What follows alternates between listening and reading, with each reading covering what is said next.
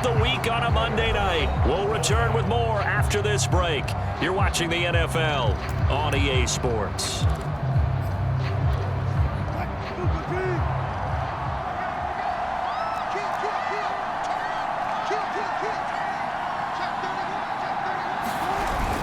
Right back to him on first down. And this winds up a gain of 4 to the 41. Now the Seahawks going to use the first of their timeouts as they get it with under a minute to go now in the football game.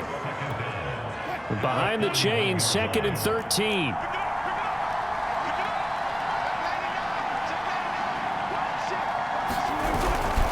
Going to give this time to the tailback. And he will be brought down at about the 43 that time. Now the Seahawks call the second of their 3 timeouts as they get the stoppage with a little over 50 seconds left to go in the game. On third down, Carson. And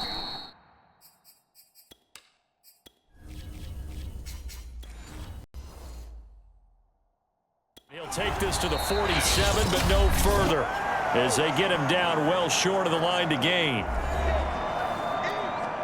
Now here's Michael Dixon. And surprisingly, this is the first punt of the game for either team. And he'll send this one into the cold Lambeau night.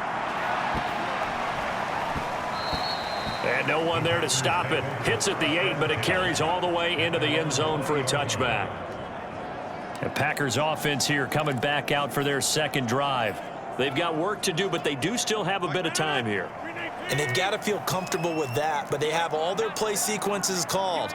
If they get out of bounds, that allows them to huddle and call another play. But if they don't, it's hurry up to the line of scrimmage and either spike it and stop the clock or continue to move it downfield in order to try and get in range and win this game. See if they can do just that. After the pickup of 5, here's 2nd and 5.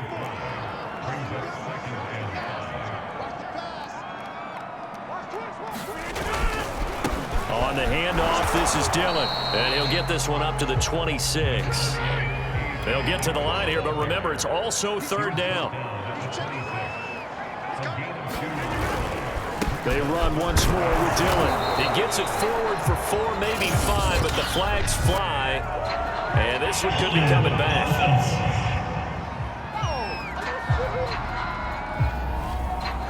So he was holding from that left tackle position. Everyone tries to keep their hands inside when they're blocking ever since they liberalized the rules where you can extend them out. But sometimes they get out a little wide and they get detected grabbing some cloth.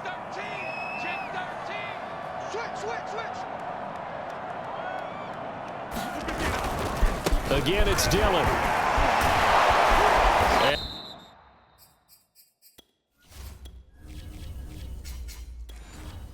He'll be stopped short of the first down as they rally to tackle him.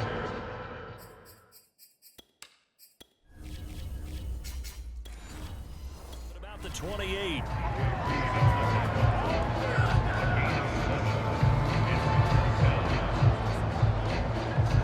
Final whistle blows, and we need some extra time here to decide who will be the victor.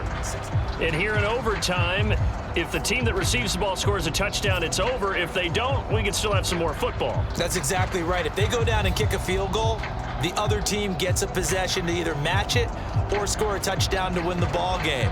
If both teams kick field goals, the next team to score wins. But if the receiving team throws a pick 6 or fumbles the ball and it gets picked up by the defense and they score, the game is over at that point. Rodgers on the return. And the tackle going to be made right there at the 25-yard line. Another drive coming up for this Packers offense. They control their own destiny here. They have the football in overtime. Obviously, a touchdown would win it. And I think teams around the league are still adjusting to the idea of going downfield, scoring a touchdown wins the game, because they were used to just going downfield and trying to get in field goal range to win a game. Still having to make that transition. Let's face it now, the ones who are doing it best know they need to go down, attack, put the ball in the end zone, and not leave it up to a field goal and give the other team a chance. As we said, they control their own destiny now. On second down, it's Jones. And he's able to take this one up to the 35-yard line. 2nd and 1 and people want to run the football, this is where every back in the league is supposed to do exactly what we just saw there. Pick up the first down. Oh, they go with a tight end carry. And the timeout coming in here with just 7 seconds remaining in the extra session.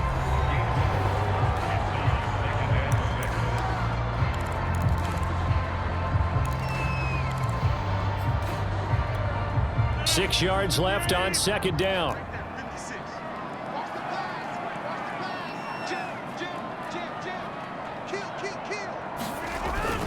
A give to Jones. And he'll be taken down, but not before he gets into enemy territory. And with just 2 seconds remaining, the timeout is called here in OT. So from Seahawk territory now, it's 1st and 10 at the 49-yard line.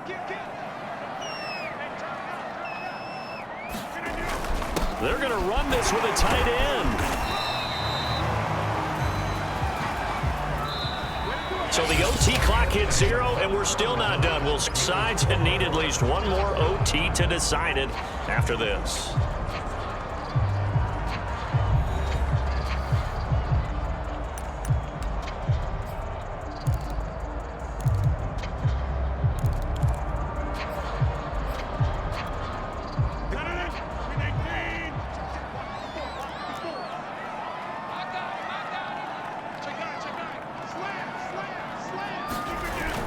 On 2nd down now, it's Jones.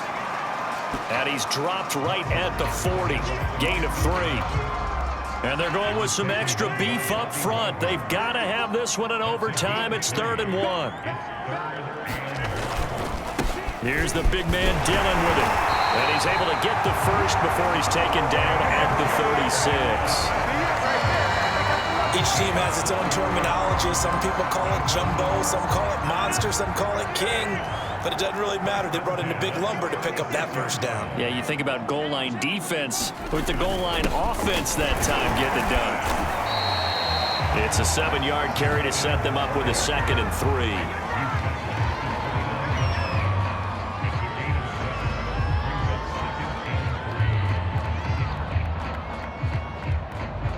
One overtime. How about 2? We need another. We're still even. We'll switch sides and have that 2nd overtime in just a moment.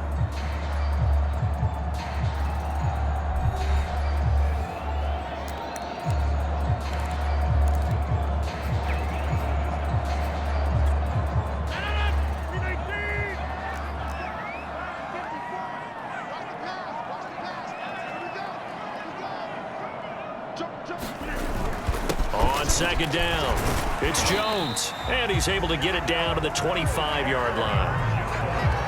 And I know you, with every carry, especially in overtime, you're just saying, if you're that ball carrier, hold on to the football. Hold on to it, protect it, but not necessarily settle it, because you're trying to get to the end zone. You're trying to end the game right here. And I know the defensive guys poking, clawing, raking, trying to knock the ball free and protect their end zone. Yeah, like you alluded to, especially this part of the field. A gain of 3, 2nd down. Well, that's just a pile of bodies there, and that's when you kind of find out who's a tough guy, right? Who can stand up and make a play. It was only a 3-yard run, but for both sides, they had to walk away from that field like, okay, I can stand up when the going gets tough in here. Call it a gain of 5 there on the run, but they'll remain a yard or 2 short here with 3rd down coming up. Now the timeout comes here in the waning seconds of this overtime, as we could be set up at long last for a potential game winner. They'll try and run for the first with Dillon, and he will have the first down before he's tackled at the 12. Now the timeout comes here in the waning seconds of this overtime, as we could be set up at long last for a potential game winner.